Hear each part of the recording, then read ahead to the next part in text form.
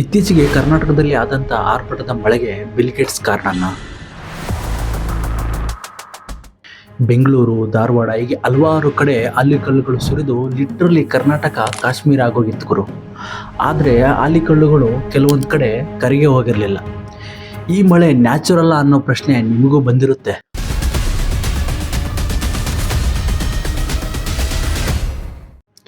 ಮನುಷ್ಯ ತನ್ನ ಸ್ವಾರ್ಥಕ್ಕೆ ಪ್ರಕೃತಿಯ ತಾಳ್ಮೆನ ಪದೇ ಪದೇ ಪದೇ ಪದೇ ಪರೀಕ್ಷೆ ಮಾಡ್ತಾನೆ ಬಂದಿದ್ದಾನೆ.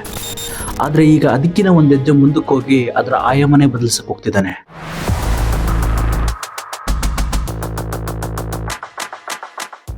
ಈ ಮಳೆ ನ್ಯಾಚುರಲ್ ಆಗಿದ್ರೆ ಬಿದ್ದಿರುವಂಥ ಆಲಿಕಲ್ಲುಗಳು ಯಾಕೆ ಕರಗಿ ಹೋಗಲಿಲ್ಲ?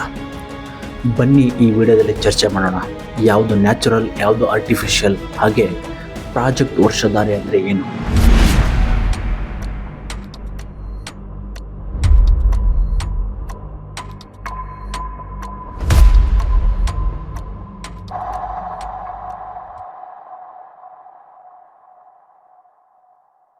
ನಮಸ್ತೆ, ನಾನು ರಾಘವ. ನನ್ನ ಚಾನಲ್ಗೆ ಸ್ವಾಗತ. ಪ್ರಾಜೆಕ್ಟ್ ವರ್ಷಧಾರೆ ಬಗ್ಗೆ ಮಾತಾಡೋಕ್ಕೂ ಮುಂಚೆ ಗ್ಲೋಬಲ್ ವಾರ್ಮಿಂಗ್ ಹಾಗೆ ಪ್ರಾಜೆಕ್ಟ್ ಸ್ಕೋಪೆಕ್ಸ್ ಬಗ್ಗೆ ನೋಡ್ಕೊಂಡು ಬರೋಣ. ಗ್ಲೋಬಲ್ ವಾರ್ಮಿಂಗ್ ಕನ್ನಡದಲ್ಲಿ ಜಾಗತಿಕ ತಾಪಮಾನ ಏರಿಕೆ. ಅಂದರೆ ಭೂಮಿಯ ಮೇಲ್ಮೇಲಿರುವ ತಾಪಮಾನ, ಟೆಂಪ್ರೇಚರು ಕ್ರಮೇಣವಾಗಿ ಏರಿಕೆ ಆಗ್ತಾ ಹೋಗ್ತಾನೆ ಇದೆ. ಇದಕ್ಕೆ ಎರಡು ರೀಸನ್ ಇದಾವೆ. ಮೊದಲನೇ reason green house gases, carbon dioxide, methane. ನಾವು ಎನರ್ಜಿ ಪ್ರೊಡಕ್ಷನ್ಗೆ, ಎಲೆಕ್ಟ್ರಿಸಿಟಿ ಪ್ರೊಡಕ್ಷನ್ಗೆ, ಟ್ರಾನ್ಸ್ಪೋರ್ಟ್ಗೆ ಪೆಟ್ರೋಲು, ಡೀಸೆಲ್, ಕ್ರೂಡ್ ಆಯಿಲ್, ಕೋಲ್ನ ಬರ್ನ್ ಮಾಡ್ತಿದ್ದೀವಿ. ಇದರಿಂದ ಗ್ರೀನ್ ಹೌಸ್ ಗ್ಯಾಸಸ್ ಉತ್ಪತ್ತಿ ಆಗುತ್ತೆ. Burning of fossil fuels releases green house gases. Release ಆದಂಥ green house gases, carbon dioxide, methane ಭೂಮಿಯ ಸುತ್ತ ಒಂದು ಹೊದಿಕೆ ತರ ಸುತ್ತರಿತವೆ, ಅಂದ್ರೆ ಬ್ಲಾಂಕೆಟ್ ತರ ಸುತ್ತರಿತವೆ. ಇದರಿಂದ ಭೂಮಿಯ ಮೇಲಿರುವಂಥ ಉಷ್ಣತೆ ಅಂದ್ರೆ ಟೆಂಪ್ರೇಚರ್ನ ಹೊರಗಡೆ ಹೋಗೋದಕ್ಕೆ ಬಿಡೋದಿಲ್ಲ. ಇನ್ ಟರ್ನ್ ಭೂಮಿಯ ಮೇಲಿರುವಂಥ ಉಷ್ಣತೆ ಹೆಚ್ಚಿಗೆ ಆಗ್ತಾನೆ ಹೋಗುತ್ತೆ. ಹೆಚ್ಚಿಗೆ ಆಗಿ ಗ್ಲೋಬಲ್ ವಾರ್ಮಿಂಗಿಗೆ ದೊಡ್ಡ ಕಾರಣ ಆಗುತ್ತೆ. ಸೆಕೆಂಡ್ ರೀಸನ್ ಡಿಫಾರೆಸ್ಟೇಷನ್, ಅಂದ್ರೆ ಕಾಡಿನ ವಿನಾಶ. ಮನುಷ್ಯ ಸುಮ್ಮನಿರೋ ಪ್ರಾಣಿ ಅಂತೂ ಅಲ್ಲ. ಅರ್ಬನೈಸೇಷನ್, ಇಂಡಸ್ಟ್ರಿಯಲೈಸೇಷನ್ ಅಂತ ಹೇಳ್ತಾ ಕಾಡನ್ನು ನಾಶ ಮಾಡ್ತಾನೆ ಬಂದಿದ್ದಾನೆ, ಮರಗಳನ್ನು ಕಡಿತಾನೆ ಬಂದಿದ್ದಾನೆ. ಇದರಿಂದ ಕಾರ್ಬನ್ ಡೈಆಕ್ಸೈಡ್ನ ಮಟ್ಟ ಅಂದರೆ ಕಾರ್ಬನ್ ಡೈಆಕ್ಸೈಡ್ನ ಪ್ರಮಾಣ ಹೆಚ್ಚಿಗೆ ಆಗ್ತಾನೆ ಇದೆ.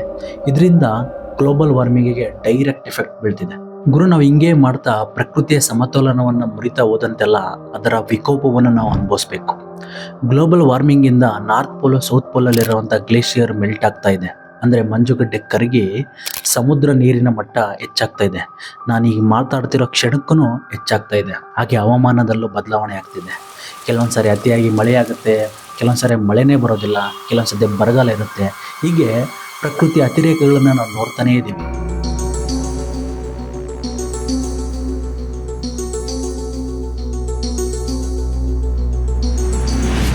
ಅದಕ್ಕೆ ಗ್ಲೋಬಲ್ ವಾರ್ಮಿಂಗು ಈ ವರ್ಲ್ಡಲ್ಲಿ ದೊಡ್ಡ ಇಶ್ಯೂ. ಇದನ್ನ ಕಡಿಮೆ ಮಾಡೋದಕ್ಕೆ ರಿಸರ್ಚ್ಗಳು ನಡೀತಾನೇ ಇದೆ. ಸ್ಕೋಪೆಕ್ಸ್ ಪ್ರಾಜೆಕ್ಟ್, ಸ್ಟ್ರಾಟೋಸ್ಫಿರಿಕ್ ಕಂಟ್ರೋಲ್ಡ್ ಪರ್ಟರ್ಬೇಷನ್ ಎಕ್ಸ್ಪೆರಿಮೆಂಟ್. ಈ ಪ್ರಾಜೆಕ್ಟ್ನ ಹಾರ್ವರ್ಡ್ ಯೂನಿವರ್ಸಿಟಿಯವರು ಲೀಡ್ ಮಾಡ್ತಿದ್ರು. ಹಾಗೆ ಇದಕ್ಕೆ ಬಿಲ್ಗೇಟ್ಸ್ ಕೂಡ ಅವರು ಇನ್ವೆಸ್ಟ್ ಮಾಡಿದ್ರು. ಬೇಸಿಕಲಿ ಈ ಪ್ರಾಜೆಕ್ಟಲ್ಲಿ ಗ್ಲೋಬಲ್ ವಾರ್ಮಿಂಗ್ನ ಕಡಿಮೆ ಮಾಡೋದಕ್ಕೆ ಒಂದು ಮೆಥಡ್ನ ಅಳವಡಿಸ್ಕೊಂಡಿದ್ರು. ಅದೇನಂದ್ರೆ ಕ್ಯಾಲ್ಸಿಯಂ ಕಾರ್ಬೊನೇಟ್ ಅಥವಾ ಕ್ಯಾಲ್ಸಿಯಂ ಸಲ್ಫೇಟ್ ಮಾಲಿಕ್ಯೂಲ್ಸ್ನ ಸ್ಟ್ರಾಟೋಸ್ಫಿಯರ್ ಅಲ್ಲಿ ಸ್ಪ್ರೆಡ್ ಮಾಡಿದ್ರೆ ಸೂರ್ಯನಿಂದ ಬರುವಂತ ಕಿರಣಗಳು ಈ ಮಾಲಿಕ್ಯೂಲ್ಸ್ ಇಂದ ರಿಫ್ಲೆಕ್ಟ್ ಆಗಿ ವಾಪಸ್ ಹೋಗ್ತಿದ್ವು. ಇದರಿಂದ ಭೂಮಿಗೆ ಬರುವಂತ ಸೂರ್ಯನ ಶಾಖ ಕಡಿಮೆ ಆಗ್ತಿತ್ತು. ಇನ್ ರಿಟರ್ನ್ ಗ್ಲೋಬಲ್ ವಾರ್ಮಿಂಗ್ ಕಡಿಮೆ ಆಗ್ತಿತ್ತು. ಆದ್ರೆ ಈ ಪ್ರಾಜೆಕ್ಟ್ ಕೇವಲ ಪೇಪರ್ಸ್ ಅಲ್ಲೇ ಉಳ್ಕೊಂಡಿದೆ. ಅದು ಪ್ರಾಕ್ಟಿಕಲ್ ಆಗಿ ಪ್ರಯೋಗ ಆಗ್ಲೇ ಇಲ್ಲ. ಈ ಸ್ಕೋಪೆಕ್ಸ್ ಪ್ರಾಜೆಕ್ಟ್ ಇಂದ ಓಝೋನ್ ಲೇಯರಿಗೆ ಸೇಫ್ಟಿ ಇಲ್ಲ ಅನ್ನೋದಕ್ಕೋಸ್ಕರ ಇದನ್ನ 2024ರಲ್ಲಿ ಕ್ಯಾನ್ಸಲ್ ಮಾಡ್ತಾರೆ. ಮೊನ್ನೆ ಆದಂತ ಕರ್ನಾಟಕದ ಮಳೆಗೆ ಈ ಪ್ರಾಜೆಕ್ಟೇ ಕಾರಣ ಅಂತ ಬಿಲ್ಗೇಟ್ಸ್ ಅವ್ರನ್ನ ಅದಕ್ಕೆ ಲಿಂಕ್ ಮಾಡ್ತಿದ್ದಾರೆ. ಆದ್ರೆ ಇದಕ್ಕೆ ಯಾವುದೇ ಸೈಂಟಿಫಿಕ್ ಎವಿಡೆನ್ಸ್ ಇಲ್ಲ. ಪ್ರಾಜೆಕ್ಟ್ ವರ್ಷಧಾರೆ. ಆಗಸ್ಟ್ 2017ರಲ್ಲಿ ಕರ್ನಾಟಕ ಸರ್ಕಾರ ಪ್ರಾಜೆಕ್ಟ್ ವರ್ಷಧಾರೆನ ಲಾಂಚ್ ಮಾಡ್ತಾರೆ. ಇದು ಕ್ಲೌಡ್ ಸೀಡಿಂಗ್ ಪ್ರಾಜೆಕ್ಟ್. ಇದರ ಉದ್ದೇಶ ಬರಗಾಲ ತೀವ್ರತೆಯನ್ನು ಕಡಿಮೆ ಮಾಡಿ ಮಳೆಯ ಪ್ರಮಾಣನ ಹೆಚ್ಚಿಗೆ ಮಾಡೋದಾಗಿತ್ತು. ಬೇಸಿಕಲಿ ಈ ಪ್ರಾಜೆಕ್ಟಲ್ಲಿ ಏರೋಪ್ಲೇನ್ಸ್ನ ಬಳಸಿ ಕ್ಲೌಡ್ಸ್ ಮೇಲೆ ಸಿಲ್ವರ್ ಐಡೈಡ್ ಅಥವಾ ಸೋಡಿಯಂ ಪೊಟ್ಯಾಷಿಯಂ ಸಾಲ್ಟ್ಸ್ನ ಸ್ಪ್ರೇ ಮಾಡ್ತಾರೆ. ಇದರಿಂದ ಕ್ಲೌಡ್ಸಲ್ಲಿ ವಾಟರ್ ಡ್ರಾಪ್ಲೆಟ್ಸ್ ಜಾಸ್ತಿ ಪ್ರೆಸ್ಪೇಟ್ ಆಗುತ್ತೆ. ಸೊ ಆರ್ಟಿಫಿಷಿಯಲ್ ಆಗಿ ಮಳೆಯ ಪ್ರಮಾಣ ಜಾಸ್ತಿ ಆಗುತ್ತೆ.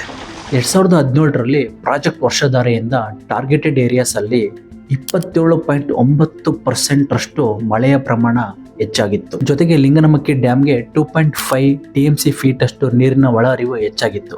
ಅಂದರೆ ಇದರ ಅರ್ಥ ಪ್ರಾಜೆಕ್ಟ್ ತಕ್ಕ ಮಟ್ಟಿಗೆ ಸಕ್ಸಸ್ಫುಲ್ ಆಗಿತ್ತು. ಇದಾದ ನಂತರ ಕರ್ನಾಟಕ ಸರ್ಕಾರ ಮತ್ತೆ 2019 ಹಾಗೆ 2020ರಲ್ಲೂ ಈ ಪ್ರಾಜೆಕ್ಟ್ನ ಲಾಂಚ್ ಮಾಡ್ತಾರೆ. ಪ್ರಾಜೆಕ್ಟ್ ವರ್ಷಧಾರೆಯಿಂದ ಆ ಪೀರಿಯಡಲ್ಲಿ ಸ್ವಲ್ಪ ಮಟ್ಟಿಗೆ ಮಳೆಯ ಪ್ರಮಾಣ ಜಾಸ್ತಿನೂ ಆಯಿತು.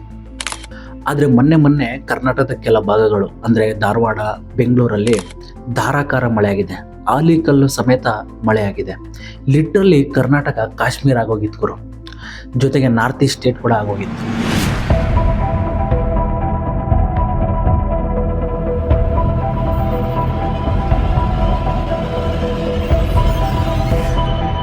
ಆ ಮಳೆನ ಕ್ಲೌಡ್ ಸೀಡಿಂಗಿಗೆ ಲಿಂಕ್ ಮಾಡ್ತಿದ್ದಾರೆ. 2025-26ನೇ ಇಸ್ವಿಯಲ್ಲಿ ಕ್ಲೌಡ್ ಸೀಡಿಂಗ್ ಮಾಡಿರುವಂಥ ಅಫಿಷಿಯಲ್ ಇನ್ಫಾರ್ಮೇಷನ್ ಎಲ್ಲೂ ಕೂಡ ಹೊರಬಂದಿಲ್ಲ. ಹಂಗಂತ ಕ್ಲೌಡ್ ಸೀಡಿಂಗ್ ಆಗಿದ್ದು ಕೂಡ ಮುಚ್ಚಿಟ್ಟಿದಾರ ಗೊತ್ತಿಲ್ಲ. ಮೊನ್ನೆ ಆದಂಥ ಧಾರಾಕಾರ ಮಳೆಗೆ ಕ್ಲೌಡ್ ಸೀಡಿಂಗ್ ಕಾರಣ ಅನ್ನೋದಕ್ಕೆ ಯಾವುದೇ ನಿಖರ ಮಾಹಿತಿ ಇಲ್ಲ. ಎಲ್ಲೂ ಕೂಡ ಅಫಿಷಿಯಲ್ ಆಗಿ ಇನ್ಫಾರ್ಮೇಷನ್ ಹೊರಗೆ ಬಂದಿಲ್ಲ. ಬಂದಿದೆಯೋ ಅಥವಾ ನನಗಂತೂ ಸಿಕ್ಕಿಲ್ಲ. ನಿಮಗೇನಾದರೂ ಸಿಕ್ಕಿದ್ರೆ ಕಮೆಂಟ್ ಮಾಡಿ. ಆದರೆ ಒಂದು ಮಾತು ಮಾತ್ರ ಸತ್ಯ ಗುರು, ಪ್ರಕೃತಿ ಜೊತೆ ಬಿಸ್ನೆಸ್ ಮಾಡೋಕ್ಕೆ ಹೋಗ್ಬಾರ್ದು.